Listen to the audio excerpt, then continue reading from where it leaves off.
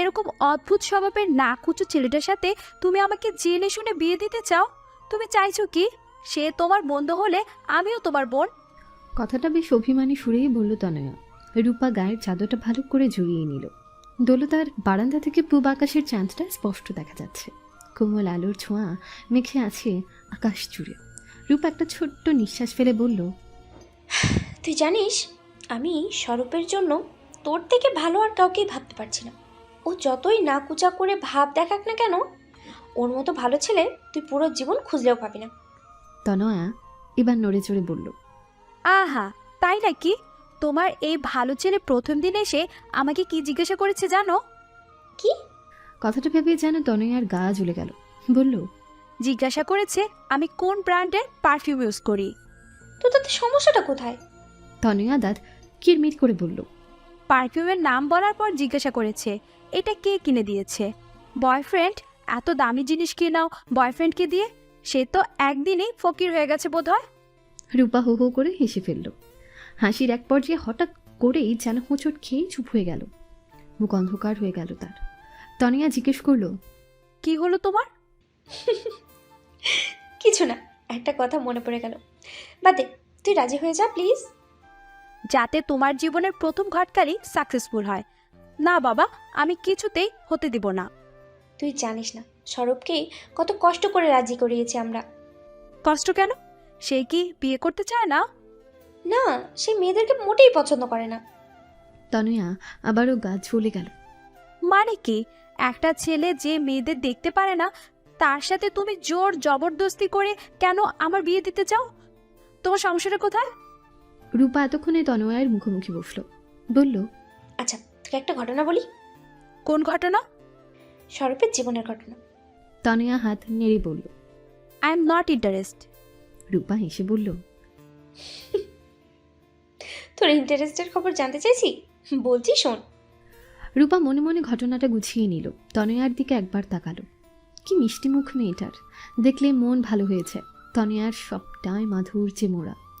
ওর চাহনি থেকে শুরু করে কাজ করার ঢং, হাসি থেকে শুরু করে মন মানসিকতা, সবটাই যে এত সুন্দর যে রূপার রীতিমতো ঈর্ষা হয়। যদিও রূপা দেখতে তনয়ার চেয়ে সুন্দর, তবুও সে জানে বাকি সব দিক দিয়ে তনয়া তার থেকে অনেক এগিয়ে। তার এই ছোটো খালার মেয়েটাকে সে ভীষণ পছন্দ করে। তবে ছোট বলে পছন্দটা স্নেহের মধ্যে দিয়ে প্রকাশ পায়। সে বলতে শুরু করলো, তুই তো জানিসই স্বরূপ আমার ভার্সিটির বন্ধু। যদিও সবাই বলে ভার্সিটিতে সত্যিকারের বন্ধু হয় না, তবুও আমরা কয়েকজন সত্যিই প্রাণের বন্ধু হয়ে রেখেছি। আমাদের মধ্যে সবচেয়ে প্রাণোচ্ছল ছেলে ছিল স্বরূপ। ওর মতো খোলা মন আর চমৎকার মানসিকতার ছেলে আজকের যুগে পাওয়া মুশকিল। ও ছিল আমাদের দলের অঘোষিত দলনেতা। তবে সেরকম আচরণ তার ছিল না। সবার বিপদে সে সবার আগে পাশে গিয়ে দাঁড়াতো। যে কোনো ক্ষেত্রে হোক, দুষ্টুমি কিংবা সিরিয়াস বিষয়, সবার সামনে থাকতে সে।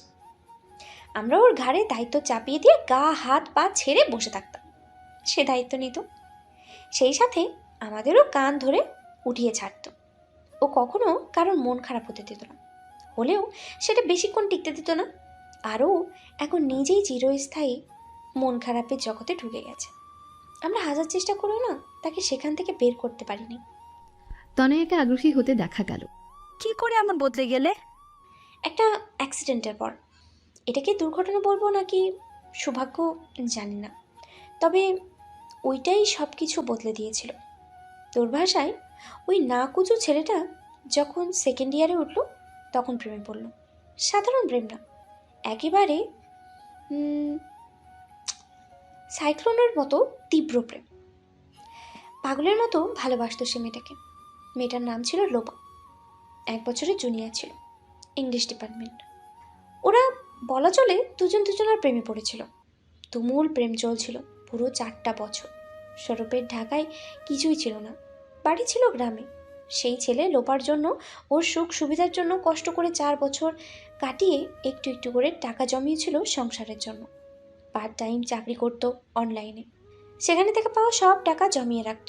মাস্টার্সের পাশাপাশি অফলাইনেও একটা চাকরি খুঁজল। মাস্টার্স শেষ করার পরপরই ঢাকায় ছোটোখাটো একটা ফ্ল্যাট কিনে ফেলল সে। সেটা সাজালো অল্প অল্প জিনিস দিয়ে, কিন্তু লোপার কাছে গোপন রাখলো সবটা। চেয়েছিল হঠাৎ জানিয়ে চমকে দেবে। আমরা স্বরূপের সাথে ওর ফ্ল্যাটে গিয়ে আড্ডা দিতাম, ওকে গোছাতে সাহায্য করতাম, আরও নতুন জীবনের কথা বলতো। কত স্বপ্নই না দেখেছিল ছেলেটা। ওর গলায় ভবিষ্যতের কথা শুনলে সত্যি পৃথিবীটা রঙিন মনে হতো। তারপর বলতে বলতে গলাটা কেঁপে গেল রূপার। তনয়ার কেমন কষ্ট হচ্ছিল শুনে। শেষটা নিশ্চয়ই সুখের হয়নি। হলে আজকের পরিস্থিতি অবশ্যই হতো না। সে জিজ্ঞেস করলো, কি হয়েছিল তারপর? স্বরূপ মাস্টার শেষে ভালো একটা চাকরিতে ঢুকলো। যেহেতু তার টুকটাক বেশ ভালোই অভিজ্ঞতা ছিল, দারুণ একটা চাকরিও পেয়ে গেল। চাকরির প্রথম মাসে বেতন পাওয়ার দিন আমাদের সবাইকে নিয়ে সে প্ল্যান করলো লোপাকে সারপ্রাইজ দেবার, আর তাকে বিয়ের জন্য প্রপোজাল দেওয়ার। লোপার তখন অনার্স শেষ, মাস্টার চলছে। সে আর হলে থাকে না, একটা বাসা ভাড়া নিয়ে একা থাকে। ঠিক হলো হঠাৎ গিয়ে উপস্থিত হলামও। স্বরূপের কাছে লোপার বাসার চাবি ছিল। চুপি চুপি ঢুকে গেলাম আমরা, কিন্তু ঢুকে যা দৃশ্য দেখলাম তার জন্য কেউই প্রস্তুত ছিলাম না। কেন? বলতে গিয়ে তনয়া খেয়াল করলো তারও গলা কাঁপছে। মেয়েটা কি মরে পড়েছিল? রূপা দীর্ঘশ্বাস ফেলে বলল, লোপাকে আমরা একটা লোকের সাথে অন্তরঙ্গ অবস্থায় পেলাম। কি ভয়ানক বিষয় ভাবতে পারোস? তনয়া চুপ হয়ে গেল। সে সত্যিই ভাবতে পারছে না। রূপা বলল, লোকটা ছিল লোপার ডিপার্টমেন্টের লেকচারার। ইভেন আমরা পরে জানতে পেরেছিলাম লোপা গোপনে টাকার বিনিময়ে অনেক মানুষকেই সার্ভিস দিত। এরপর থেকেই আমাদের বন্ধুটা না কেমন যেন হয়ে গেল। সবই ঠিকঠাক, আবার কিছুই যেন ঠিক নেই। এখন ওই অবস্থা থেকে অনেকটা বেরিয়ে এলেও সে আমাদের মানে তার কিছু মেয়ে বন্ধু আর ফ্যামিলি বাদে আর কোনো মেয়েকেই পছন্দ করে না, সহ্যই করতে পারে না। কিন্তু সব মেয়েরা তো আর লোপার মতো নয়, তাই না? আমি ওকে একদিন বলেছিলাম, তোকে পৃথিবীর সবচেয়ে ভালো মেয়েকে এনে দেখিয়ে দেব, মেয়েটাও কি চমৎকার হতে পারে। ও হেসে উড়িয়ে দিয়েছিল। তনয়া, বিশ্বাস কর, আমি তোর খারাপ চাই না, আমি শুধু দুটো সুন্দর মনের মানুষকে মেলাতে চাই। ও যাই বলুক, ওর ভেতরের মনটা পুরোপুরি মরে যায়নি। ও এখনো ভালোবাসতে জানে, শুধু ক্ষতটা একটু বেশি গভীর হয়ে গেছে। তনয়া স্বরূপের মুখটা কল্পনা করলো। ছেলেটা দারুণ দেখতে। ওর এক দেখায় পছন্দ হয়ে গিয়েছিল। কি মায়াকারা চোখ দুটো, দেখলেই ভালোবাসতে ইচ্ছে করে। তবে গা জ্বালানো কথাবার্তা শুনে ও ছেলেটাকে বিয়ে করার ইচ্ছে পুরোপুরি বাতিল করে দিয়েছিল। কিন্তু এখন আবার নতুন করে ভাবতে ইচ্ছে করছে। মানুষের কষ্ট কখনোই সহ্য করতে পারে না তনয়া। তার হঠাৎ খুব ইচ্ছে হলো মানুষটার গভীর ক্ষততে হাত বুলিয়ে কিছুটা সান্ত্বনা দিয়ে আসতে।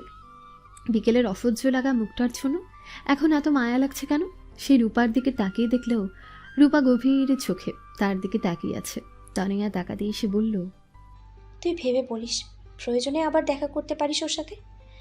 তোকে সবাই বললাম, আর জোর করবো না, বাকিটা তোর ইচ্ছের উপরেই ছেড়ে দিলাম। রূপা উঠে চলে গেল। ওর 2 বছর বয়সী ছোট্ট মেয়ে ঘুম থেকে উঠে কাঁদতে শুরু করেছে। তনয়া রেলিংয়ে হেলান দিয়ে গোল চাঁদটার দিকে তাকালো। কি করা উচিত তার? রাতে খেতে বসে তনয়া খেয়াল করলো অনেকগুলো আইটেম হয়েছে। মা এত করলো কখন? এমনিতে মেহমান এলে সে যথেষ্ট সাহায্য করে, কিন্তু আজ যেহেতু তাকে দেখতে এসেছিল তাই মা রান্নাঘরে ঢুকতে দেয়নি। এতক্ষণ বোধ হয় ভাবার সময় দিল। এবার খাবার টেবিলে বসে সিদ্ধান্ত জানতে চাইবে। তনয়া মাঝে মধ্যে ভাবে তার মতো ভাগ্য নিয়ে খুব কম মানুষই জন্মায়। আশেপাশে এত অসুখী, হতাশ আর টক্সিক লোকজন দেখতে দেখতে সে যখন নিজের ঘরের দিকে তাকায় তখন সেখানে প্রশান্তি মাখা এক রাশ অক্সিজেনের বয়ে যাওয়ার টের পায় সে। মা বাবার ঝগড়া সে আজ অবধি দেখেনি। তাকে ছোটবেলা থেকেই সে বন্ধুত্বপূর্ণ পরিবেশ তারা দিয়েছে, যেটা যে কোনো মানুষ পেতে চাইবে। তাই তো তার বিয়ের কথা শুরু হবার পর থেকে তার কাছ থেকে কখনো কোনো বিষয় লুকোছাপা হয়নি। যা কথা হয়েছে তার সামনে হয়েছে। প্রতিটা ক্ষেত্রে তার মতামত নেওয়া হয়েছে। আজ খাবার টেবিল ভর্তি। খালা খালু আছে রূপা আপু আর তার বর ফয়সাল ভাইয়া। আজ কি তাদের সামনে তার বিয়ের কথা তোলা হবে? হতে পারে। সম্বন্ধটা যেহেতু রূপা আপুর হাত ধরেই আসা। তনিয়ার অনার্স শেষ হলো সবে কিছুদিন। মাস্টার্সে তার ডিপার্টমেন্টে তেমন ক্লাস করতে হয় না, পরীক্ষাগুলো সময় মতো দিলেই হয়। নোটস জোগাড় করে রেখেছে সে। তবে পড়ায় কোথায় মন বসে? জীবনটা কেমন যেন সব কিছু থেকেও নেই, এর মতো মেরমেরে একঘেয়ে হয়ে গেছে। একমাত্র অ্যাডভেঞ্চার কি হতে পারে? বিয়ে। এ পর্যন্ত অনেক বিয়ের সম্বন্ধই এসেছে, দেখা দেখিও হয়েছে বিস্তর, তবে একটা জায়গাতে সবটা আটকে গেছে। তনিয়া বারবার পাত্রপক্ষকে ফিরিয়ে দিয়েছে। সে যেন ঠিক মন মতো কাউকে পাচ্ছে না। যার সাথে সে কথা বলছে তার মনে হচ্ছে তারা ঠিক তনয়াকে দেখে পছন্দ করছে না। পছন্দ করেছে ওর বাবার সম্পত্তি আর সম্মান দেখে। এখন পর্যন্ত কাউকে সে তার করা দুটো প্রশ্নের ঠিকঠাক উত্তর দিতে দেখেনি। প্রশ্ন দুটো সে সবাইকে করেছে, শুধু আজকের উজপুক লোকটাকে বাদ দিয়ে। প্রশ্ন করার সময় বা কোথায় পেল? হড়বড় করে উল্টোপাল্টা বকে চলে গেল সে। কি যেন বলছিল। আজকালকার দিনে এসব বিয়ে টিয়ে কে করে? যাদের আইকিউ কম তারাই এসব নিয়ে মাথা ঘামায়। পড়াশোনা করে ক্যারিয়ার গড়াটাই মেইন ফোকাস হওয়া উচিত। এখন বিয়ের আগেই বিয়ের চাহিদা পূরণ হয়ে বিয়ে দিয়ে আদৌ কোনো লাভ হবে কি? এসব কথার প্রতিবাদ করেনি তনয়া, বিরক্ত হয়ে শুনছিল। শুধু শেষ কথাটা খুব গায়ে লেগেছিল তার। লোকটা বাঁকা হেসে বলেছিল, তোমাকে আমি বিয়ে করতে পারি যদি তুমি বুকে হাত দিয়ে বলতে পারো তুমি ভার্জিন। তনয়া দাঁত কিরমির করতে করতে বলেছিল। Go to hell. তারপর ছুটে চলে এসেছিল ছাদ থেকে। পেছনে লোকটা পাগলের মতন হাসছিল। তনু, শুনতে পাচ্ছ? বাবার ডাকে সম্বিত ফিরল তনয়ার। সে এক মনে বিকেলের কথা ভাবছিল আর ভাতের উপর এলোমেলো আঁকিবুকি করছিল।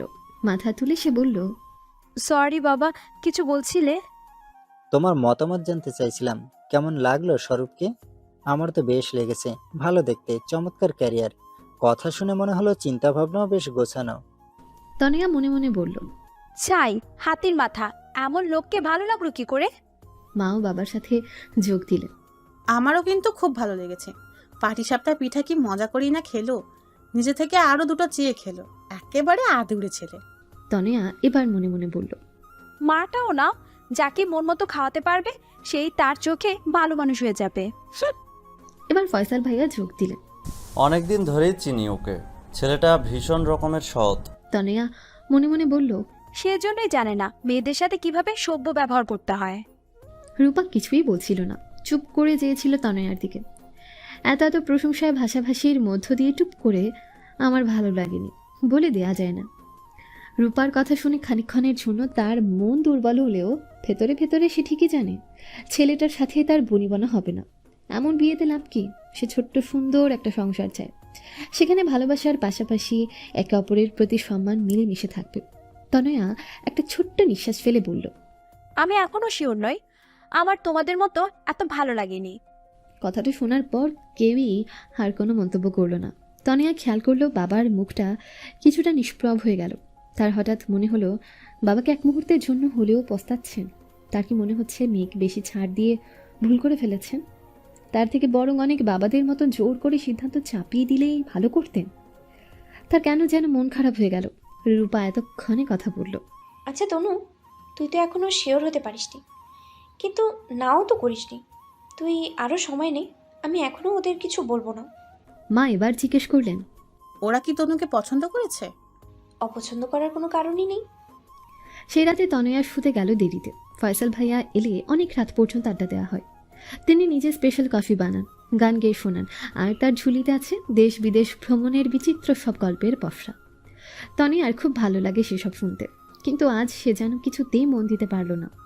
রাতে শুয়েও এসবে এলোমেলো ভাবতে লাগলো।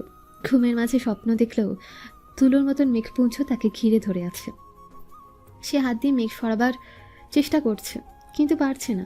মেঘের দল ফিসফিস করে কি যেন বলছে। বাতাসের তোড়ে শব্দগুলো মিলিয়ে যাচ্ছে কানে আসার আগে। মেঘের ওপার থেকে কে যেন চিৎকার করে বলছে, তোমার কি আইকিউ কম?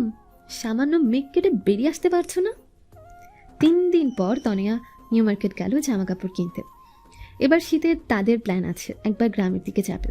গ্রামে শীত তুলনামূলকভাবে বেশি। এদিকে ঢাকায় শীত কম পড়ে বলে তার শীতের জামা কাপড় কেনা হয় না অনেকদিন।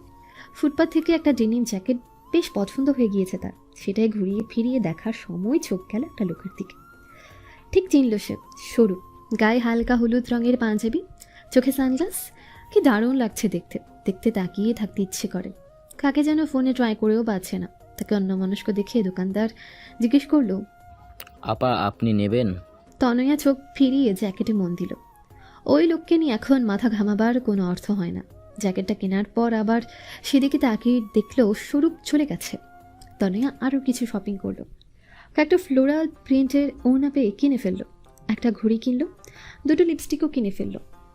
শেষ একটা হাওয়াই মিঠাই কিনে খেতে খেতে পা বাড়ালো বাইরে। রিক্সা খোঁজার দিকে মন তার। রাস্তার ওপাশে নীলক্ষেতের ফুটপাতে চোখ গেল বোধহয় হলুদ রঙটা দেখে। কোথায় যেন শুনেছিল হলুদ রং দূর থেকেও ফোকাসে চলে আসে। ছেলেটা বসে আছে ফুটপাতে। ওকে ঘিরে কয়েকটা পথ শিশু। কোনো মজার গল্প বলছে কি? বাচ্চাগুলো হেসে গড়াগড়ি খাচ্ছে। তনয়ার একবার ইচ্ছে হলো গিয়ে দেখে, আবার ইচ্ছেটা বাতিল করে দিল সে। লোকটাকে পাত্তা দেবার কোনো মানে নেই। অবশ্য সে কাছে গেলে লোকটা নিজেই তাকে পাত্তা দেবে না, এই সম্ভাবনা প্রবল। তনয়া রিক্সা খুঁজতে লাগলো। আজ কোনো রিক্সায় যাত্রাবাড়ি যেতে রাজি হচ্ছে না। কি সমস্যা? হঠাৎ কে যেন ওর ওড়না ধরে মৃদু টান দিল। কোনো বদ ছেলের কাজ ভেবে ঝট করে ফিরে তাকিয়ে তনয়া দেখলো একটা বাচ্চা। বাচ্চাটা ঠিক ভিক্ষা চাইতে আসেনি, ওর মুখে হাসি। হাসি হাসি গলায় সে বলল, আপা, আপনারে ভাইয়ে ডাকে। কোন ভাই? বাচ্চাটা আঙ্গুল দিয়ে সোজা দেখালো। সেখানে সানগ্লাস পরা হলুদ পাঞ্জাবি দাঁড়িয়ে আছে। তনিয়াকে তাকাতে দেখে এগিয়ে এলো সে। বাচ্চাটাকে বিদায় করে দিয়ে বলল, ভালো হয়েছে, তোমাকে পেয়ে গেলাম। রূপা জ্বালিয়ে মারছে। তোমার সাথে আরেকবার কথা বলতে বলেছে। আমি ভেবেছিলাম তুমি বাড়িতে না করে দেবে, কিন্তু তা করনি, ঝুলিয়ে রেখেছো। তোমার নাকি দুটো কোয়েশ্চেন আছে, সেগুলোর উত্তর দিতে পারলে আমার ছুটি। ফোন করতে চেয়েছিলাম, নাম্বার হারিয়ে ফেলেছি। প্রশ্নগুলো ঝটফট করে ফেলো তো। রূপা তনিয়াকে বলেছিল যে প্রশ্নগুলো সব পাত্রকেই করে থাকে, সেগুলো স্বরূপকে করতে। স্বরূপ নিজেই নাকি যোগাযোগ করবে, করেনি বলে কথাটা ভুলে গিয়েছিল তনয়া। এখন মনে পড়ল, সামনে যখন পড়েছে করে ফেলতে আর দোষ কি? সে বলল, একটু নির্জন জায়গায় যাওয়া যাবে? এখানে এত ভিড়ের মধ্যে সিরিয়াস আলাপ করা যায় না। স্বরূপ চোখ মোটকে জিজ্ঞেস করলো। ঠিক কতটা নির্জন চাও? তনয়ার ইচ্ছে করলো লোকটাকে ধাক্কা দিয়ে ফেলে দিয়ে চলে যেতে। সে নেহাতি ভদ্র বলে কাজটা করতে পারল না। কাঁদো কাঁদো গলায় বলল, কোনো প্রশ্ন নাই, চলে যান আপনি।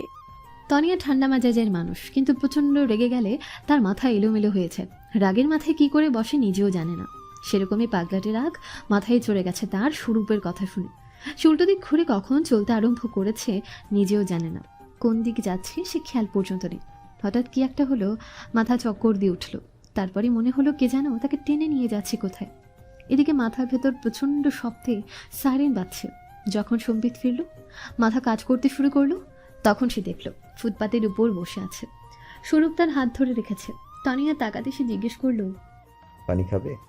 তনিয়ার কেমন যেন ক্লান্ত লাগছে। রাস্তার অনেকে তার দিকে তাকিয়ে আছে। সে মাথা নাড়ল, খাবে না পানি। স্বরূপ বলল, গাড়ির নিচে পড়তে আর একটু হলেই এমন কেন করছিলে? আমি উল্টাপাল্টা বলেছি? আমাকে গাড়ির নিচে ফেললেও বুঝতাম। অপরাধীর শাস্তি নিজের মাথা পেতে নিতে এই প্রথম দেখলাম। চোখ সার্থক। নিজেকে গাড়ির নিচে ফেলার কথাটা স্বরূপ এত সিরিয়াস মুখ করে বলল যে তনয়ার রাগ পড়ে গেল। তবে বাইরে সেটা প্রকাশ করলো না। স্বরূপ বলল, চলো সামনের খাবারের দোকানে গিয়ে বসি। ওরা দুর্দান্ত স্যান্ডউইচ বানায়। খেতে খেতে তোমার প্রশ্ন শুনবো। নাকি করবে না? না করতে ইচ্ছে করলে করো না, কিন্তু তোমাকে দেখে ঠিক সুস্থ মনে হচ্ছে না। এতটা পথ যেতে পারবে না একা। আবার আমার সাথে তো যাবেই না। তনয়ার হাসি পেয়ে গেল, কিন্তু সামলে নিল এবারও। মাথাটা এত জোরে চক্কর দিয়েছিল যে উঠে দাঁড়াতে গিয়ে আবারও কেমন টলে উঠল সে। অগত্যা স্বরূপের হাত ধরে উঠতে হলো। খাবারের দোকানে ভিড় আছে, তবে তারা যেতে কোনার দিকের একটা টেবিল খালি হয়ে গেল। সেখানে গিয়ে বসলো তারা। স্বরূপ দুটো স্যান্ডউইচ আর কোল্ড ড্রিঙ্কসের অর্ডার দিল। কেউ কোনো কথা বলল না অনেকক্ষণ। খাবার চলে এলো। তনয়া এবার বলল, আমি খাবো না। ওমা, খাবে না তো এসেছো কেন? তনয়া দীর্ঘশ্বাস ফেলে বলল, আপনাকে প্রশ্নগুলো করতে। শিওর? হুম। তখন করবে না বলে এখন মত বদলালে কেন? সামনে এগিয়ে যেতে চেয়েছিলাম, ভাগ্য পিছন থেকে ঠেলে দিয়েছে তাই। এবার কথা না শেষ করে গেলে আবার দেখা হয়ে যাবে। স্বরূপ মুখে এক গাদা খাবার নিয়ে যা বলল তা এরকম শোনালো। আবার দেখা হওয়া উচিত হবে না। তনয়া এবারও হাসি চেপে কোল্ড ড্রিঙ্কসের গ্লাসটা টেনে নিয়ে চুমুক দিয়ে সময় নষ্ট না করে বলে ফেলল, প্রশ্নগুলো সাধারণ জ্ঞানের মতো। পৃথিবীর সবচেয়ে বড় প্রাণী কোনটি টাইপ না, অন্যরকম। এগুলো কোথা থেকে পেয়েছি সেই গল্প কাউকে বলিনি। সে যাক, প্রশ্ন করি। ধরুন আপনি হঠাৎ কোনো কারণে খুব আর্থিক সমস্যায় পড়লেন। এতটাই দরিদ্র হয়ে গেলেন যে 3 বেলা খাবার জোটে না। দীর্ঘদিন এরকম চলার পর কেউ আপনাকে বলল সে আপনাকে ভাগ্য বদলে দেবার একটা পাথর দিবে, যেই পাথর ধারণ করে আপনার দিন ফিরবে। কিন্তু বিনিময় তাকে আপনার সবচেয়ে দামি জিনিসটা উপহার দিতে হবে। আপনি তাকে জিজ্ঞাসা করলেন, আমি এত দরিদ্র যে খেতেই পাই না, আমার কাছে দামি জিনিস আসবে কোথা থেকে? তখন সে বলল, আমি এমন একটা জিনিস চাই যার বদলে পৃথিবীর সব নীতিকে কিনে ফেলা যাবে। এবার ফার্স্ট কোশ্চেন হচ্ছে, সেই দামি জিনিসটি কি? এবং সেকেন্ড কোশ্চেন হচ্ছে আপনি উত্তরে কি বলবেন। স্বরূপ হেসে বলল, সহজ প্রশ্ন। হ্যাঁ, সেটারই উত্তর জানতে চাই।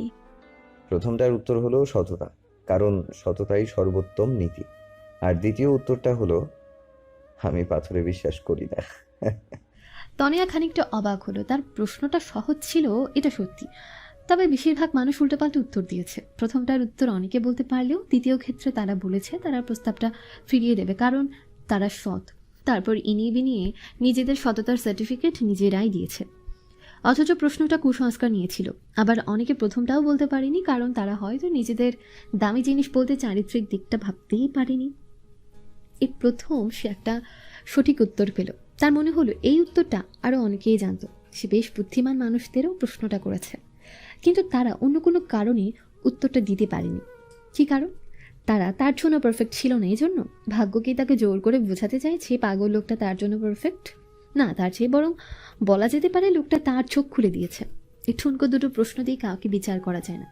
বিচার করতে হয় তার ব্যবহার আর ব্যক্তিত্ব দেখে। কথায় বলে, দুর্জন পিত্তান হলেও পরিত্যাজ্য। শুনতে পাচ্ছ? তনিয়া যখন তাকালো তখন দেখলো প্লেট দুটো খালি। স্যান্ডউইচ দুটো দৌড় সাঁত করে ভদ্রলোক কোন ফাঁকে যেন তার হাত থেকে কোল্ড ড্রিঙ্কস সরিয়ে নিয়ে সেটাও সাবার করে দিয়েছে। আশ্চর্য লোক।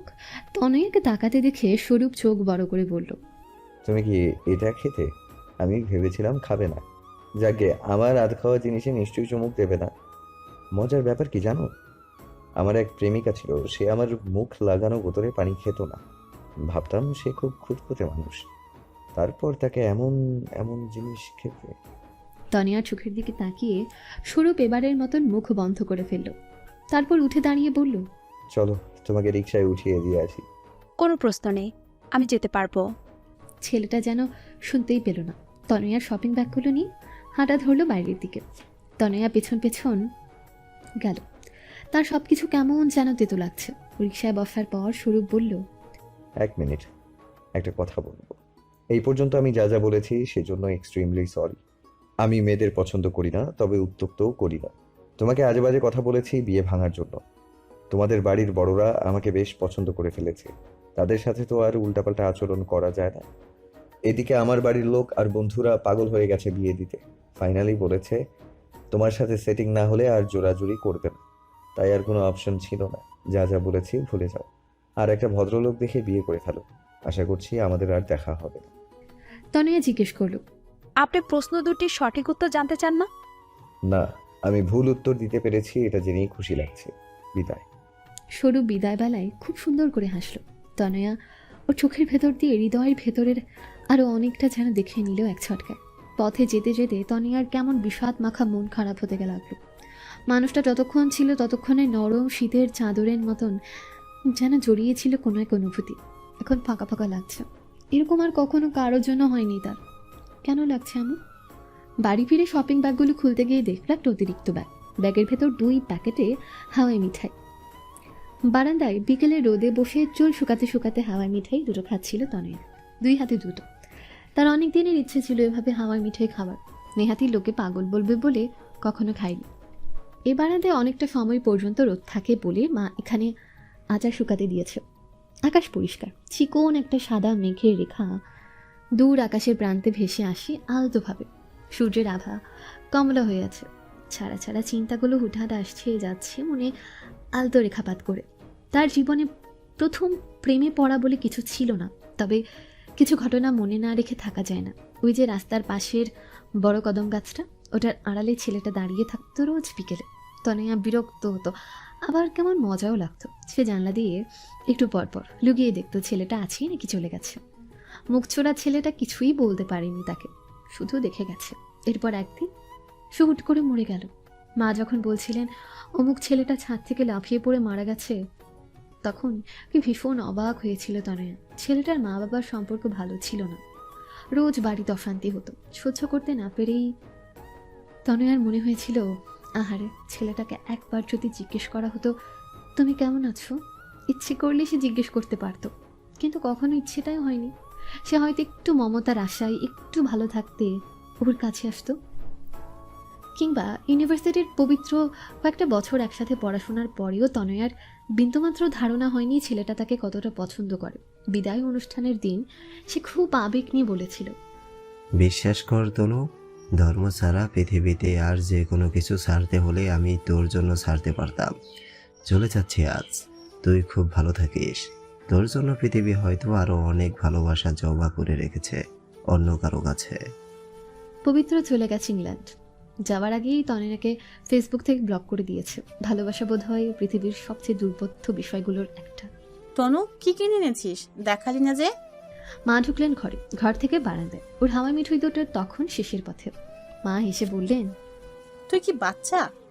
না, আমি তো একটাই কিনেছিলাম, পরে দুটো কিনে দিল। কে? স্বরূপ। দেখা হয়েছিল ওর সাথে? হুম। তারপর? তারপর কি? সব ঠিকঠাক? তনিয়া প্রশ্নটা বুঝতে পারল না, বলল, হুম, কোনো সমস্যা নেই। মা 400 ভোল্টেজ ভলভের মতো জ্বলে উঠলেন হঠাৎ করে। তারপর আলহামদুলিল্লাহ পরে প্রস্থান করলেন। তনয়া বোকার মতন তাকিয়ে রইল। ঘটনাটা কি হলো? একটু পর ফোন এলো রূপার। প্রথমে এসে জিজ্ঞেস করলো, সরব কি তো প্রশ্নের উত্তর ঠিকঠাক দিয়েছিল? হ্যাঁ, তা দিয়েছে। রূপা পাশ থেকে বলল। আলহামদুলিল্লাহ। তনয়া কিছুক্ষণ বোকার মতন বসে রইল। তারপর ভাবলো ব্যাপারটা আরও ঘেটে যাবার আগে থামাতে হবে। সে মোটেও বদ ছেলেটাকে বিয়ে করবে না। সে যখন বাবার ঘরের দিকে গেল তখন দরজার কাছে দাঁড়িয়ে শুনতে পেল বাবা দারুণ খুশি খুশি গলায় কাকে যেন ফোনে বলছেন। এবার ভাই আমার মেয়ের বিয়েটাও ভালোই ভালোই দিতে পারবো। চমৎকার পাত্র পেয়েছি, কি যে শান্তি লাগছে বলে বোঝাতে পারবো না। তনয়ার চোখে পানি চলে এলো। সে আর কিছু বলল না, ছুলে গেল নিজের ঘরে। বাবার এত আনন্দটাকে সে আবারও অসম্মতি জানিয়ে নষ্ট করে দিতে পারবে না। বাবা বুঝতে দেননি, কিন্তু তার এই গলার স্বর বুঝিয়ে দিচ্ছে তিনি কতটা চাপ থেকে মুক্তি পেয়েছেন। তনয়া ঘরের দরজা বন্ধ করে বসে অনেকক্ষণ কাঁদল। তারপর মনে হলো তার হাতে আসলে কিছুই নেই। যা হচ্ছে সেদিকে তাকে টেনে নিয়ে যাচ্ছে তার ভাগ্য। সৌরভ জানলার পাশে ইজি চেয়ারে বসে চোখ বন্ধ করে কি একটা ভাবছিল। ঘরে একটা শব্দ হলো। ইঁদুর কি? বড় ফ্ল্যাটটা খাঁ খাঁ করে সারাক্ষণ। সে বাদে আর কারো বাস নেই এখানে। অবশ্য কিছু ইঁদুর, তেলাপোকার এক গাদা মশা তাকে সঙ্গ দিতে থেকেছে। এদের ছিটিয়েও তাড়ানো মুশকিল। মানুষগুলো এমন করে থেকে যেত যদি। লোপার সাথে বিচ্ছেদের পর স্বরূপ আগের ফ্ল্যাটটা বিক্রি করে বড় একটা ফ্ল্যাট কিনেছে। ভালো চাকরি, একা রায়, এমন কোনো বিলাসদ্রব্য নেই যা সে কেনেনি। অথচ বাসাটাতে কোনো শান্তি লাগে না তার। মা এলে কিছুটা ভালো লাগে। এখন মাও নেই। মা বেশি দিন থাকতেও পারেন না। তার নিজের প্রতিষ্ঠা করা স্কুল আছে, সে স্কুলের পেছনে সারা দিন চলে যায়। মা প্রায় ওকে বলেন গ্রামে চলে যেতে, কিন্তু গ্রামে গিয়ে সে করবেটা কি? হাল চাষ করার সামর্থ্য তো তার নেই। তবে এই জীবনটা আর যাই হোক ঝামেলাযুক্ত নয়। এদিকে সবাই তার জীবনে ঝামেলা তৈরি করার জন্য হাত ধুয়ে লেগে আছে। কোথা থেকে যেন এক একটা মেয়ে ধরে এনে দেখিয়ে বেড়াচ্ছে। স্বরূপ কিছুতেই তাদের বোঝাতে পারছে না যে সে নতুন করে কাউকে ভালোবাসতে চায় না, ভালোবাসতে পারবেও না। অ্যাডজাস্ট করে থাকা, বইয়ের নিত্য নতুন আবদার পূরণ করা, রোজকার ন্যাকামি সহ্য করা, এসব ইচ্ছে তার মরে গেছে। শেষবার দেখা মেয়েটা ভালোই ছিল, তবে তার কেন যেন এসব নিষ্পাপ চেহারার মেয়েদের আরও বেশি বিশ্বাস হয় না। লোপার চেহারা কি কম নিষ্পাপ ছিল? অথচ মেয়েটা বের হলো বিশ্বাসঘাতক, ব্যভিচারিণী। সে ঘটনার পর 3টা বছর স্বরূপ সারা রাত ঘুমোতে পারেনি। চোখ বুঝলে ওই দৃশ্যটার কথা মনে পড়ে যেত। তার দম বন্ধ হয়ে আসতো, মনে হতো সারা শরীর জ্বলে যাচ্ছে। গত 1.5 বছর ধরে এসব আর হয় না, বরং একটা নির্লিপ্ততা চলে এসেছে জীবনের প্রতি। কিছুই ভালো লাগে না, টাইপ হতাশার জীবন। আবারও রান্নাঘরের দিক থেকে ভেসে আসা শব্দে উঠে পড়ল সে। সেদিকে যেতে গিয়ে মোবাইলের নোটিফিকেশন লাইট জ্বলতে জ্বলতেই নিপতেই দেখে ফোনটা তুলে নিল হাতে। এমনিতে তার মোবাইল সাইলেন্ট থাকলেও হাতে থাকে বলে কল ধরতে অসুবিধা হয় না। আজ দূরে ছিল, এই ফাঁকে ফোন এসেছে মোট 40টা। মার বন্ধু বান্ধবদের ফোন। ভয় পেয়ে গেল শুরু, তাড়াতাড়ি ফোন করলো মাকে। মা যে খবরটা জানালেন তাতে তার মাথার চুল দাঁড়িয়ে গেল, গা জ্বলতে শুরু করলো। মনে মনে বলল, ইডিয়েট, পিওর ইডিয়েট। এত কিছুর পরেও একটা মেয়ে বিয়েতে রাজি হয় কোন সুখে? ইচ্ছে হলো তানিয়াকে ফোন করে চেঁচামেচি করতে, কিন্তু নাম্বার নেই তার কাছে। ফোনটা ছুঁড়ে ফেললো বিছানায়, তারপর চলে গেল বাথরুমে। শাওয়ার ছেড়ে নিচে দাঁড়ালো। এখন শীত পড়তে শুরু করেছে, রাতের পানি আরও ঠান্ডা। তবু তার গরম লাগছে। নির্ঝঞ্ঝার জীবনে কোন বিপদ আসতে চলেছে। পরের বেশ কয়েকটা দিন কেমন করে যেন কেটে গেল। তনয়ার সাথে স্বরূপের কথা হলো না আর। তনয়াও ভয়ে তাকে আর ফোন করলো না। এদিকে দুই পরিবারের সরব আয়োজনে বিয়ের দিন ঘনিয়ে আসতে লাগলো। তাদের অনেকদিন পর দেখা হলো। বিয়ের কাবিননামায় সই করবার দিন। স্বরূপ সকাল থেকে প্ল্যান করেছে কি করে তনয়াকে একটা শিক্ষা দেওয়া যায়। বড় সড়ো একটা ধমক দিলে কেমন হয়? নাকি কাবির নামে সই করার পর কানের কাছে গিয়ে চিবিয়ে চিবিয়ে বাংলা সিনেমার মতন বলবে, তোমাকে আমি স্ত্রীর কোনো অধিকার দেবো না। আমার বাড়িতে তোমাকে থাকতে হবে পাশের বাড়ির লোকের মতো। আরও নানা প্ল্যান করে সেগুলো প্ল্যান এ, বি, সি ক্যাটাগরিতে মনে মনে সাজিয়ে সে তনয়াদের বাড়ির দিকে রওনা দিল। প্রাথমিক আপ্যায়নের পর যখন তনয়াকে বসার ঘরে আনা হলো, তখন স্বরূপের মুখে আপনা আপনি তালা লেগে গেল। মিষ্টি রঙের শাড়িতে তনয়াকে এত স্নিগ্ধ দেখাচ্ছিল যে স্বরূপ ইচ্ছে করেও বেশিক্ষণ চোখ সরিয়ে রাখতে পারছিল না। তার উপর ওর চেহারায় বাড়তি একটা কোমলতা আছে যা সবার থাকে না। সইটাই হয়ে যাবার পর ওদের কথা বলার জন্য একটা ঘরে ঢুকিয়ে দেওয়া হলো কিছুক্ষণের জন্য। স্বরূপ প্ল্যানগুলো সব ভুলে চুপচাপ বসে রইল। তনয়া কি বলবে তাই বুঝতে পারল না। সে ভেবেছিল স্বরূপ তাকে চিবিয়ে খেয়ে ফেলবে, কিন্তু তেমন কিছুই হলো না দেখে ভারী অবাক হলো। একসময় জিজ্ঞেস করলো, আপনি ঠিক আছেন? স্বরূপ ঠিক সেই মুহূর্তে যেন সব ঘোর কাটিয়ে তার বাস্তব মূর্তিতে ফেরত আসতে পারল। বড় একটা নিঃশ্বাস ফেলে বলল, হ্যাঁ, গরু কুরবানি দেখেছো? জি। দেখেছো কি না? হ্যাঁ। কুরবানির পর তারা কি করে? কি করবে? কিছু করার ক্ষমতাই থাকে না। Same situation here. তনয়া হেসে ফেলল। স্বরূপ ভ্রুকুচকে কিছুক্ষণ তাকিয়ে থেকে বলল, তুমি একটা ইমোশনাল ফুল। কেন? তোমাকে যা মারাত্মক দেখাচ্ছে, আমার মতো আধা রোবট জাতীয় প্রাণী বিয়ে না করলে ভালোবাসায় চাপা পড়ে মরে যেত। তনয়া লজ্জা পাবে কিনা বুঝতে পারল না। লোকটা কি প্রশংসা করেছে? বোকার মতন বলল, তাহলে ভালোই হলো, মরে গিয়ে কাজ নেই। স্বরূপ উঠে দাঁড়িয়ে বেরিয়ে যেতে যেতে বলল, মাথা ভর্তি পাটের আশ, বুঝবে কেমন করে? স্বরূপটা সবাই চলে যাবার পর সে রাতে তনয়ার অদ্ভুত এক অনুভূতি হচ্ছিল। কাউকে বলে সে সেই অনুভূতি ব্যাখ্যা করতে পারবে না। মনে হচ্ছিল তার বুকের ভেতরটা রাতের আকাশের মতন আধার। তার ভেতর হঠাৎ একটা দুটো তারা জলজল করে উঠছে। শীতল মিষ্টি কিংবা ঝিমঝিম করা একটা রাত তার জীবন এসেছে। স্বরূপের সাথে এরপর আর কথা হয়নি। ওর শেষ কথাটা শুনে তনয়ার রাগ হয়নি, বরং হাসি পেয়েছে। স্বরূপের সাথে কি তাকে সারা জীবন এভাবে ঝগড়া করে যেতে হবে, নাকি কোনোদিন সেও তাকে গুছিয়ে যত্ন করে ভালোবাসবে? স্বরূপ নিশ্চয়ই ভাবছে সে আর কোনো ছেলে খুঁজে না পেয়ে পাগল হয়ে তাকে বিয়ে করেছে। এই ভুলটা কি তার ভাঙানো উচিত? রাত 1টার দিকে একটা অপরিচিত নাম্বার থেকে কল এলো। তনয়া ঘুম চোখে কিছুক্ষণ তাকিয়ে থেকে ধরবে কি ধরবে না ভেবেও ধরে ফেললো। কোন ইমার্জেন্সি হতে পারে। হ্যালো। ওপাশ থেকে স্বরূপ বলে উঠল, তুমি তনয়া তো? ও তুমি? কেন গলা শুনে চিনতে পারিনি? তুমি আমাকে হঠাৎ তুমি করে বলতে শুরু করলে কেন? বাহ, বিয়ে হয়ে গেছে, তুমি বলবা না? তা বলতে পারো। ঠিক আছে, রাখলাম। কিন্তু এত রাতে ফোনটা করলে কেন? আমার কাছে তোমার নম্বর ছিল না, এবং যতদূর মনে হয় তোমার কাছেও আমার নম্বর ছিল না। এখন নিলাম মায়ের কাছ থেকে। এখন কয়টা বাজে খেয়াল আছে? স্বরূপ ঘড়ি দেখে বলল, একটা খেয়াল ছিল না।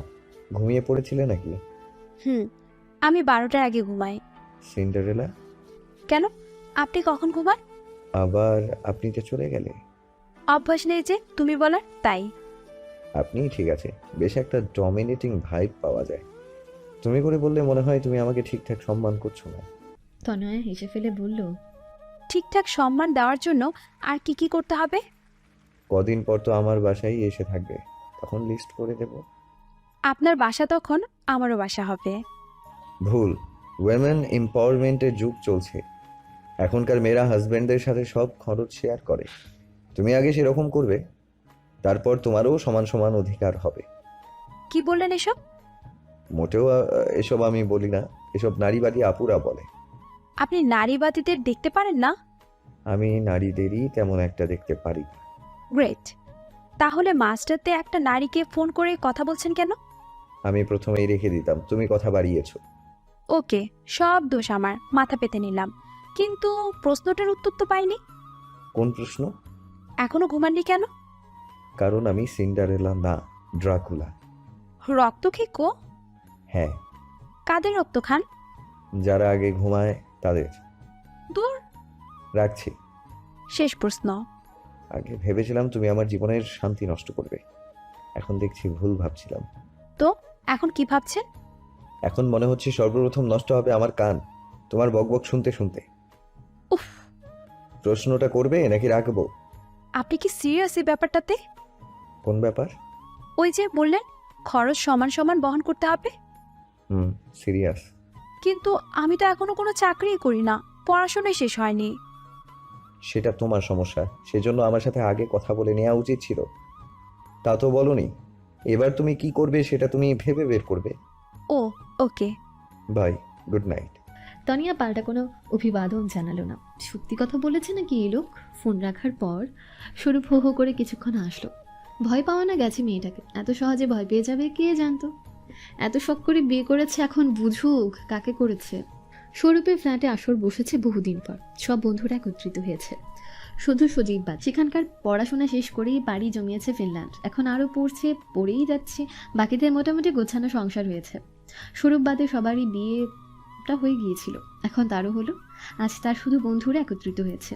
সংসার বাচ্চা সব রেখে ইউনিভার্সিটির জীবনে ফেরার একটা সাময়িক চেষ্টা। এমনিতেও বিয়ে উপলক্ষে কিছু আত্মীয় স্বজন এসেছে। মহিলারা বসার ঘরের মেঝেতে বসে পিঠা বানানো আর গল্প গুজবে ব্যস্ত। কেউ কেউ রান্নাঘরে চুলার পাশে খুন্তি নাড়ছে ব্যস্তভাব। স্বরূপের মনেও অনেকদিন পর একটা উৎসব ভাব হচ্ছে।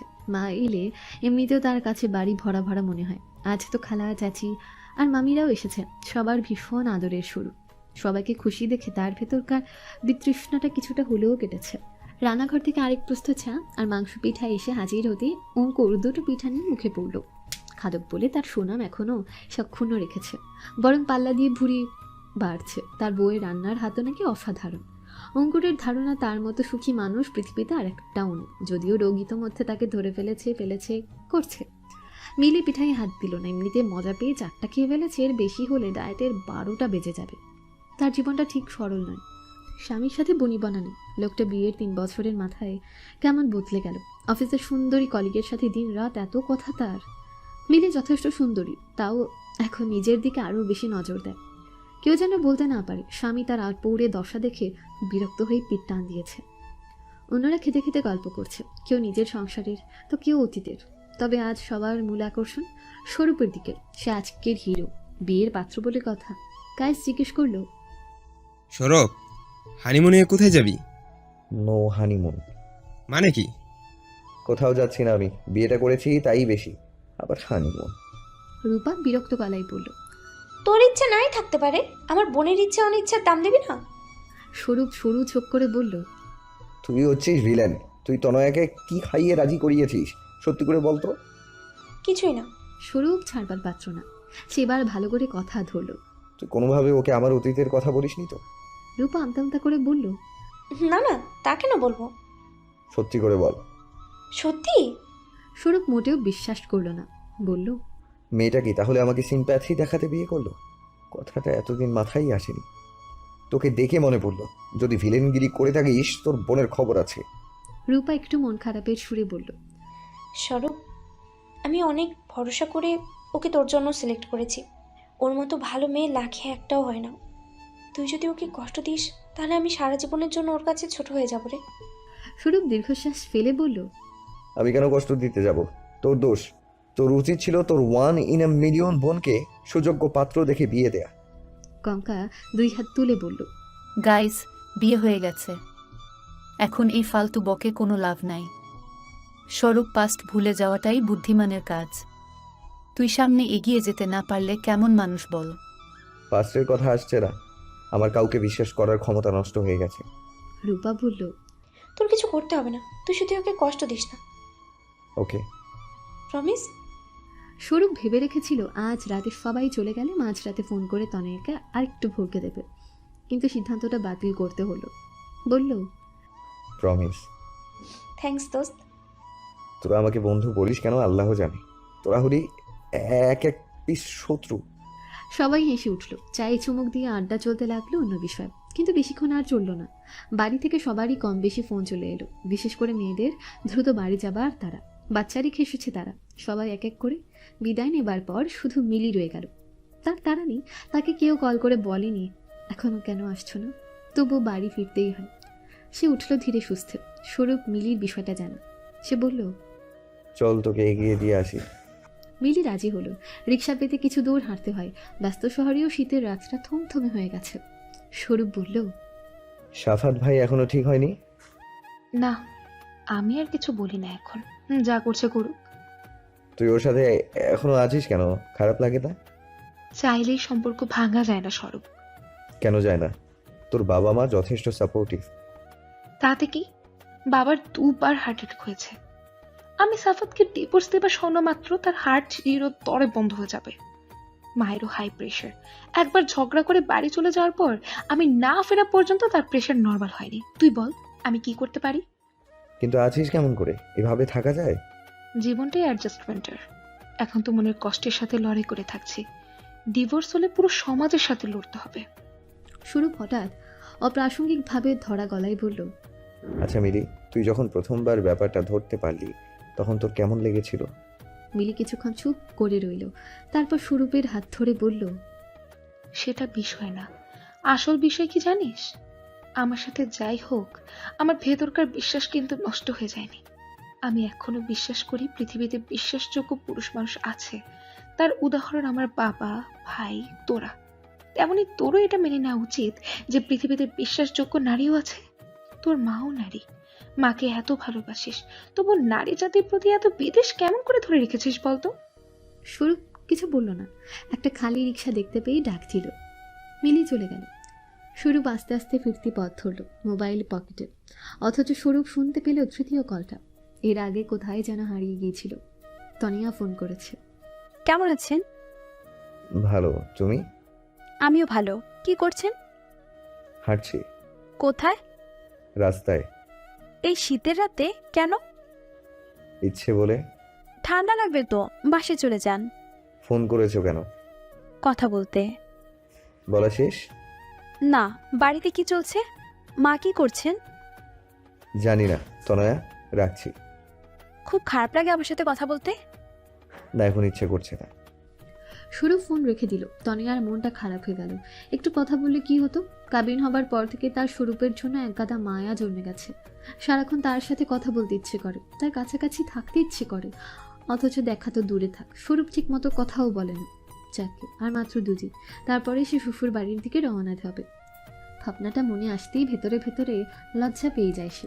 সবাই যদি জানতে পারে সে শ্বশুর বাড়ি যাওয়ার জন্য পাগল হয়ে আছে, তাহলে কি লজ্জার একটা ব্যাপার হবে ভাবা যায়? বাইরে বাইরে তো খুব ভাব ধরে আছে, সবাইকে ছেড়ে যাবার কষ্টে মরে যাচ্ছে। Love is just a myth. স্বরূপের ফেসবুক প্রোফাইলের বায়োতে থাকা লেখাটা কয়েকবার পড়ল তনিয়া। সত্যি কি তাই? কথাটা অনেকবার ভাবাই তাকে।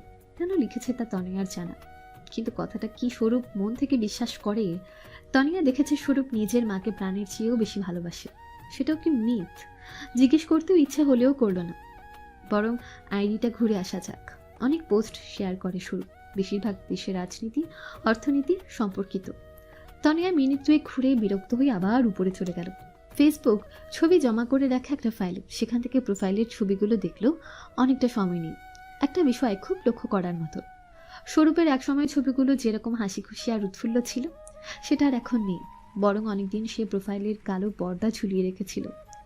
ইউনিভার্সিটিতে পড়ার সেসব দিনে ওর চেহারাটা ছিল নিষ্পাপ, মিষ্টি দেখতে। দাড়ি একদমই রাখতো না, একটা বাচ্চার মতন দেখাতে তাকে। এখন অনেকটা পরিণত। এখন যদিও সে আগের তুলনায় সুন্দর দেখতে হয়েছে, তবু সে সময়ের ছবিগুলোতে যে উৎফুল্ল হাসিটা ছিল সেটা এখন হারিয়ে গেছে। ছবিগুলো নিজের মোবাইলে সেভ করে রাখলো সে, মাঝে মাঝে দেখবে। আজ গায়ে হলুদের অনুষ্ঠান হয়ে গেল, আগামীকাল বিয়ে।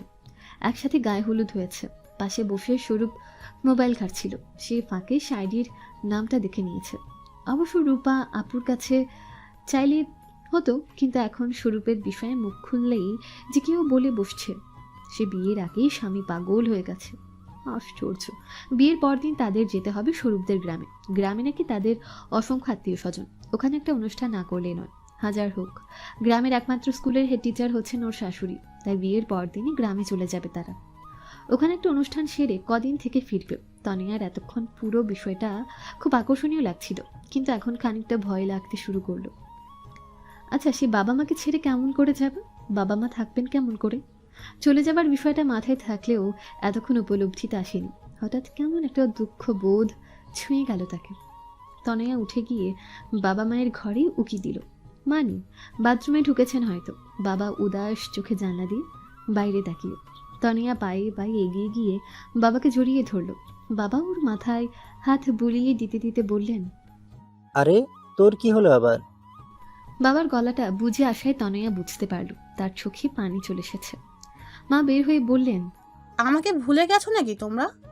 বাবা এক হাত বাড়িয়ে দিতেই মাও এসে জড়িয়ে ধরলেন দুজনকে। ওদের তিনজনের মিষ্টি পরিবারটা আগামীকাল দুজনে পরিণত হবে। তনিয়া জন্মের পর মায়ের কিছু শারীরিক সমস্যার কারণে আর কোনো সন্তান তিনি ধারণ করতে পারেনি।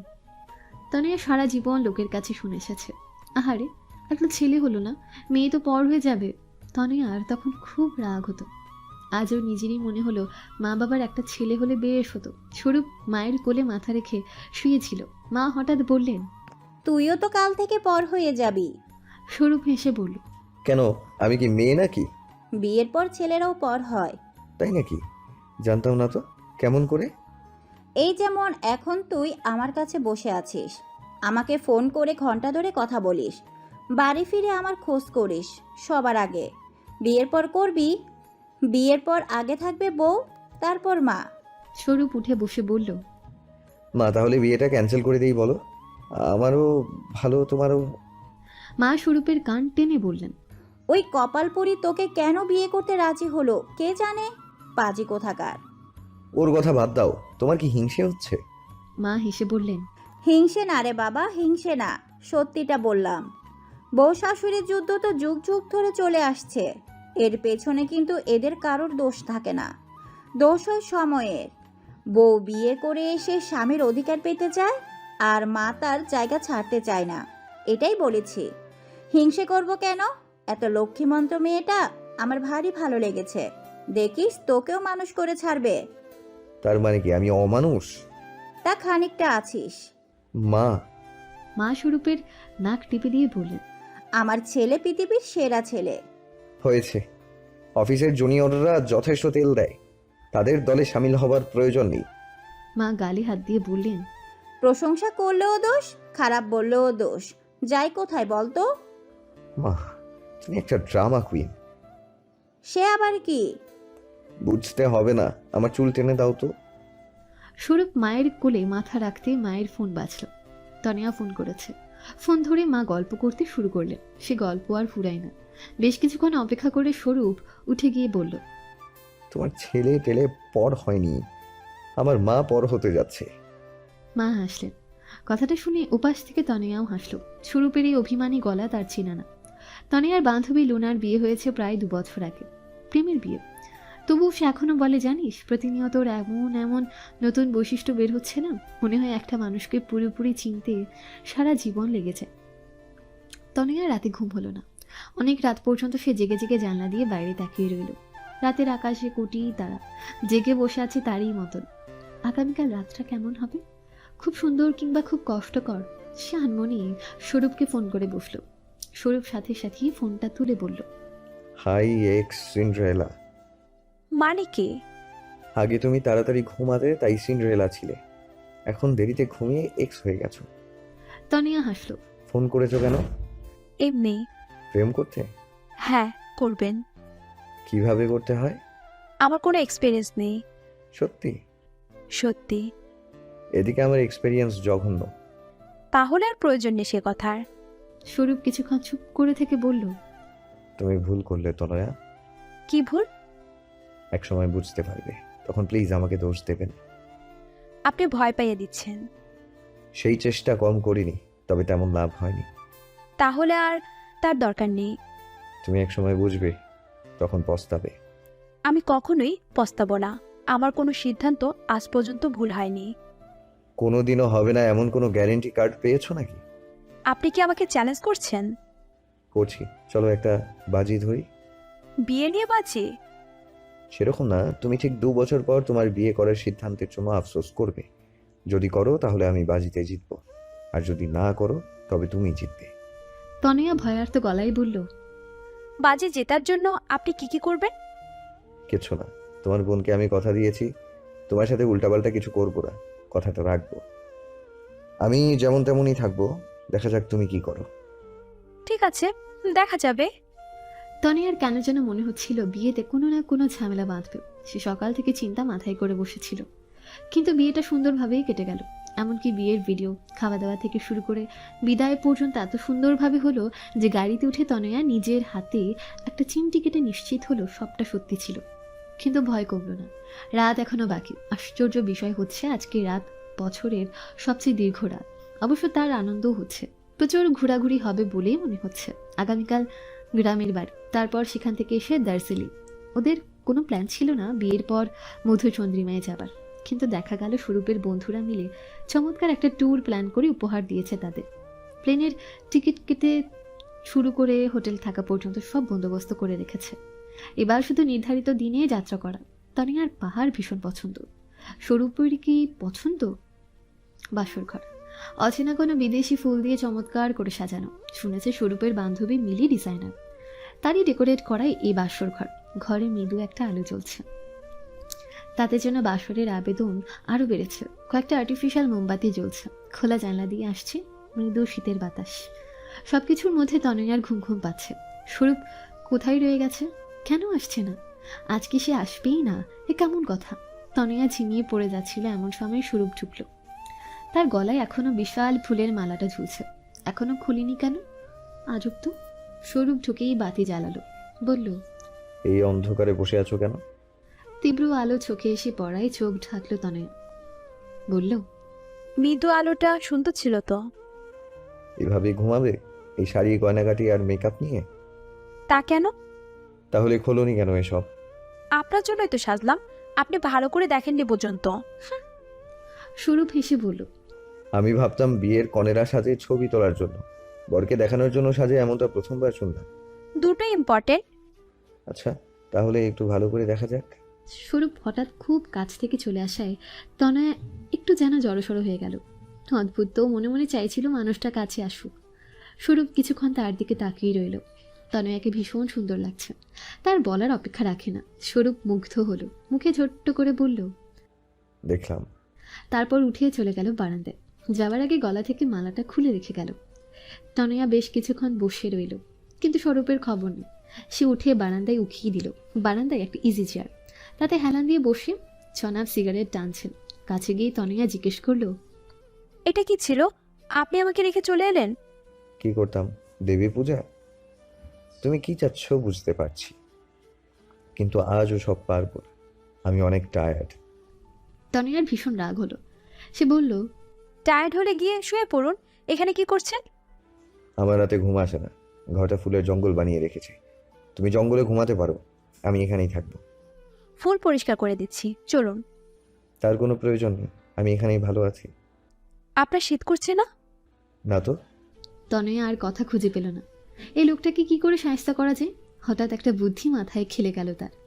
স্বরূপের হাত থেকে সিগারেটটা টেনে নিল সে। যদিও একটু রিস্কে ছিল, তবু পুড়ে যাবার ভয়ে স্বরূপই ছেড়ে দিল ওটা। তনয়া সিগারেটের ঠোঁট চিপে ধোঁয়া টেনে নিবার চেষ্টা করলো, তারপরই কাশতে শুরু করলো। ভীষণ বাজে একটা জিনিস। স্বরূপ কঠিন স্বরে বলল, এটা কেন করলে? আপনি খেতে পারলে আমি কেন পারবো না? আমিও খাবো। তুমি সিগারেট খাবে? হ্যাঁ, আপনার সাথে খাবো। যখন সিগারেট খেতে ইচ্ছে করবে আমাকেও বলবেন, দুজন একসাথে বসে টানবো, দারুণ মজা হবে। কি বলেন? ফাজলামি বন্ধ করো, সিগারেটটা দাও। তনিয়া দিল না, আবারও এক টান দিয়ে এক দফা কাশল। স্বরূপ এবার ওর হাত থেকে সিগারেট কেড়ে নিয়ে নিভিয়ে ফেলে বলল, আর নাটক করার কোনো প্রয়োজন নেই, আমিও খাবো না। তাহলে ঘরে চলুন। একটা রাত কন্ট্রোল করতে পারছো না? না, আজকের রাতটা শুধুই আমাদের দুজনের হবার কথা। আমি একা ওখানে বসে থাকবো, আর আপনি এখানে সিগারেটের ধোঁয়ার সাথে প্রাক্তনের শো করাবেন, তা তো চলবে না। আজকে আমাদের মাঝে কোনো তৃতীয় ব্যক্তি থাকবে না। তনিয়ার এতদিনের নরম ব্যবহার আজ কোথায় যেন হারিয়ে গেছে। সে বড় বেশি অধিকার বোধ নিয়ে কথা বলছে। স্বরূপের একই সাথে রাগ হচ্ছে, আবার তনিয়ার এই মূর্তি তাকে সমানভাবে আকর্ষণ করছে। স্বরূপ হালকা গলায় বলল, ঘরে আসছি, তার আগে তুমি প্লিজ মেকআপটা ধুয়ে ফেলো। তনিয়া একইভাবে বলল, আপনি প্লিজ ব্রাশ করে আসুন, সিগারেটের গন্ধ অসহ্য। কিন্তু এরা কেউই কারো কথা শুনল না। স্বরূপ তনিয়ার হাত ধরে নিজের কাছে টেনে নিল। তারপর কি হয়েছে তনিয়ার সবটা মনে নেই, শুধু একগুচ্ছ গন্ধরাজের সুবাসের মতো ভীষণ ভালোবাসার সুবাস তাকে জড়িয়ে নিল। অসহ্য ভালো লাগায় তার মনে হলো সে মরে যাবে। রাত তখন গভীর, দুজনই ক্লান্ত হয়ে শুয়ে আছে। তনিয়া স্বরূপের কানের কাছে মুখ এনে বলল, ভালোবাসি। স্বরূপ সহসা কিছু বলল না, বললে সুন্দর সময়টা হয়তো নষ্ট হয়ে যেত।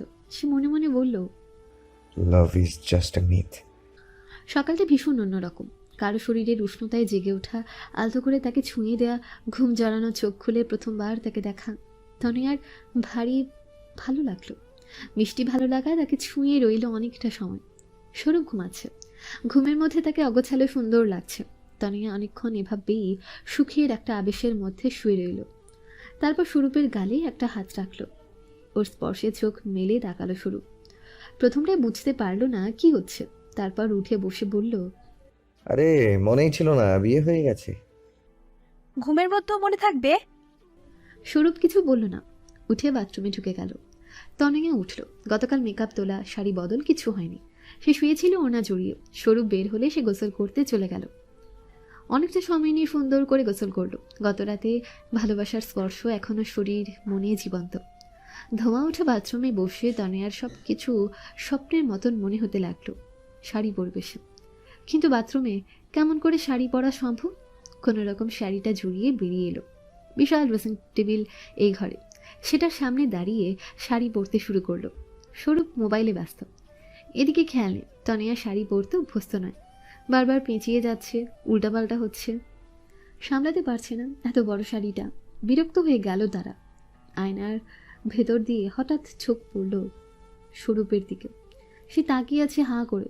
তনয়া তার দিকে তাকিয়ে বলল, একটু হেল্প তো করতে পারেন। স্বরূপ জিজ্ঞেস করলো, এতদিন কে হেল্প করতো? না, মাকে ডাকবো? আপনি একটু ধরলেই চলবে। স্বরূপ এগিয়ে এসে তনয়াকে জড়িয়ে ধরল। তনয়া অবাক হয়ে বলল, এটা কি হচ্ছে? স্বরূপ তাকে আরো গাঢ় করে জড়িয়ে ধরে বলল। তুমি তো বললে ধরতে। তনয়া হেসে ফেলল। শাড়ি ধরতে বলেছি। স্বরূপ তাকে ছেড়ে দিয়ে শাড়িটা সুন্দর করে গুছিয়ে পরিয়ে দিল। তনয়া চোখ গোল করে জিজ্ঞেস করলো, এক্সপেরিয়েন্স। আমার 5 নম্বর গার্লফ্রেন্ড শাড়ি পরতে জানতো না, তাকে পরিয়ে দিয়ে অভ্যস্ত হয়েছি। তনয়া ভ্রু কুচকে তাকাতে স্বরূপ 2 হাত তুলে বলল, না না, 5টা গার্লফ্রেন্ড ছিল না, ভুল বোঝো না প্লিজ, মজা করে বললাম। সত্যিটা হলো আমার এক্স গার্লফ্রেন্ডের সংখ্যা 18 জন। তনয়া হাসলো। স্বরূপ জিজ্ঞেস করলো, তোমার কটা ছিল? 518টা। বলে স্বরূপকে কিছু বলার সুযোগ না দিয়ে বেরিয়ে গেল ঘর থেকে। রান্নাঘরে মা, চাচি, খালা, ফুপুরা তখন আসর বসিয়ে সকালের নাস্তা বানাতে ব্যস্ত। ওকে দেখে চাচি আমা খুব খুশি হয়ে বললেন, বউটা একেবারে চাঁদের মতন হয়েছে। মামি, মা এগিয়ে এসে বললেন, দেখি দেখি, কালকে তো মেকআপ ছিল, মেকআপ ছাড়া কেমন দেখি, নাকি এখনো মেকআপ করছো? তনয়া জিজ্ঞেস করলো, আমি কি করব? শাশুড়ি মা বললেন, বসে থাকো, খাবার হলে খাবে। সকালের খাওয়া শেষে সবাই গোছগাছ করতে ব্যস্ত হয়ে পড়ল। রাত 11টায় ট্রেন। স্বরূপের মা বাসে যাতায়াত করতে পারে না বলে ট্রেনই ভরসা। তনয়া প্রথমবার ট্রেনে যাবে। সে বেশ উত্তেজিত হলেও এই মুহূর্তে ঝামেলায় আছে। কিছু বুঝতে পারছে না কি নেবে। বাপের বাড়ি থেকে বিশাল 4টে সুটকেসে যাবতীয় জিনিসপত্র এনেছেন। মা গুছিয়ে দিয়েছেন, সে জানিও না কোথায় কোন জিনিসটা আছে। তার উপর কি নেবে না নেবে সেটাও একটা প্রশ্ন। স্বরূপের মা নিজের গোছগাছ নিয়ে ব্যস্ত। এদিকে স্বরূপ সেই যে সকালে বের হয়েছে তার খবর নেই। তনয়া কয়েকবার তাকে ফোন করলো, স্বরূপ ফোন তুলল না। তনয়ার ইচ্ছে হলো নিচের চুল ছিঁড়তে। সবগুলো সুটকেস খুলে জিনিসপত্র গোছাতে গিয়ে সে আরও এলোমেলো করে ফেলল। সন্ধ্যে 7টায় স্বরূপ ফিরল। 8:30টার মধ্যে রওনা দেবে স্টেশনের উদ্দেশ্যে। স্টেশন কাছেই, তবুও আগে পৌঁছে যাওয়া ভালো। ঘরে ঢুকে অবস্থা দেখে তার মাথায় হাত পড়ল। পুরো বাড়ি ঘর এলোমেলো। শাড়ি, গয়না, কসমেটিক্সের ভিড়ে তনয়া বসে আছে। সে নিজেও এলোমেলো। স্বরূপ হতভম্ব স্বরে জিজ্ঞেস করলো, হচ্ছেটা কি? বুঝতে পারছি না। কি বুঝতে পারছো না? কোনটা নিব আর কোনটা নিব না? স্বরূপ ঘরের চারদিকে আরেকবার চোখ বুলালো। তার মাথা ঝিমঝিম করছে। সে বিছানায় বসে একটু স্থির হয়ে বলল, তোমার যে জিনিসগুলো খুব দরকার শুধু সেগুলো নাও। কিন্তু আমার সবই প্রয়োজন। এত জিনিস নিতে চাইলে পুরো ট্রেন ভাড়া করতে হবে। করে ফেলো প্লিজ। স্বরূপ তনয়ার দিকে তাকিয়ে বোঝার চেষ্টা করলো সে সত্যি পাগল হয়ে গেছে কিনা।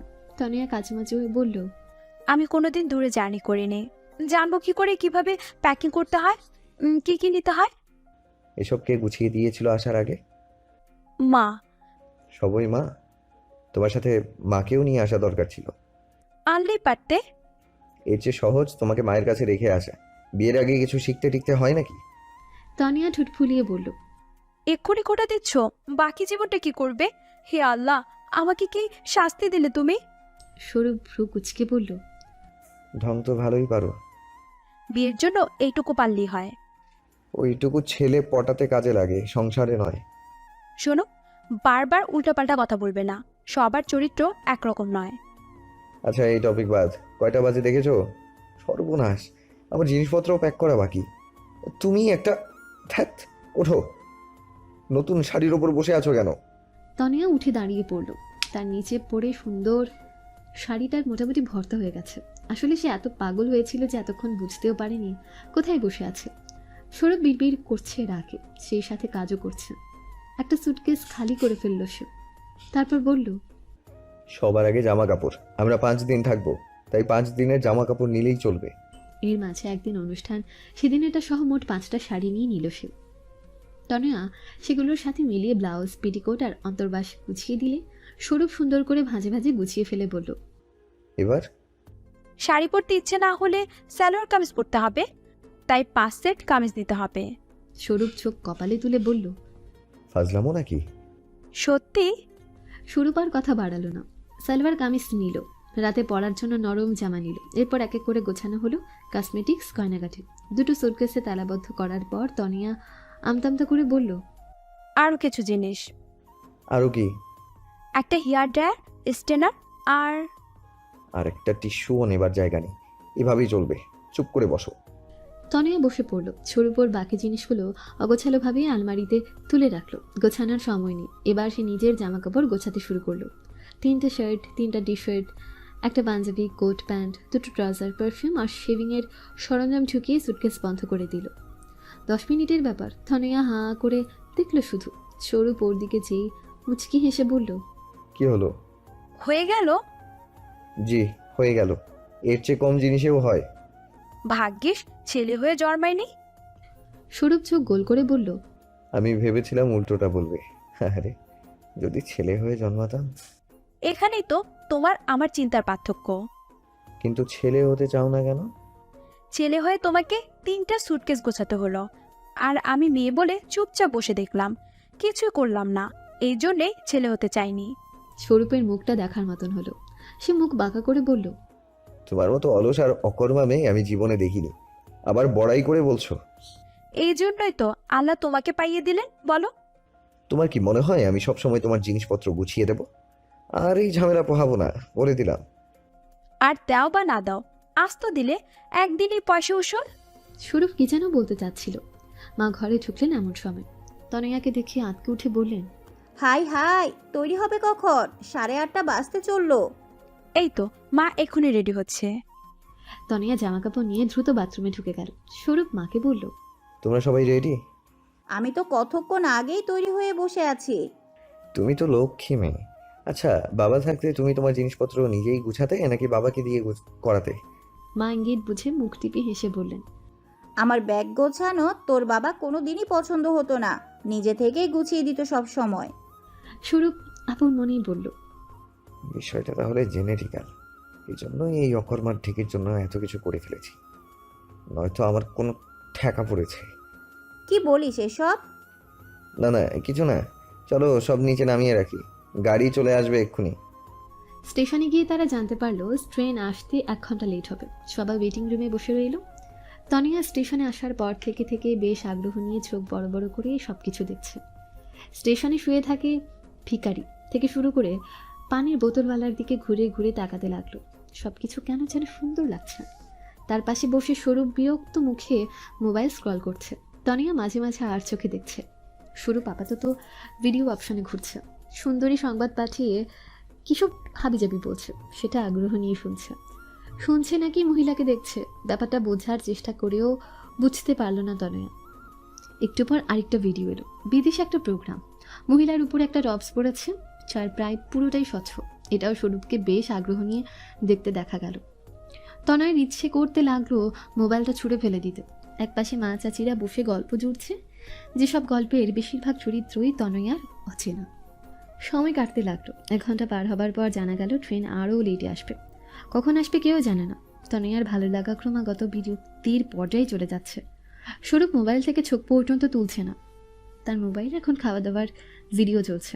এক মহিলা বিশাল হা করে তাতে একসাথে 4টে ডিম ঢুকিয়ে দিল। তনয়ার বমি পেয়ে গেল। এদিকে বাথরুমে যাওয়া দরকার, মহিলারা সবাই একটু আগেই গিয়েছিল। তনয়ার তখন প্রয়োজন হয়নি, এখন না গেলেই নয়। সে স্বরূপের হাত টানল। ওয়াশরুমে যাব। স্বরূপ মোবাইল থেকে চোখ না তুলেই বলল,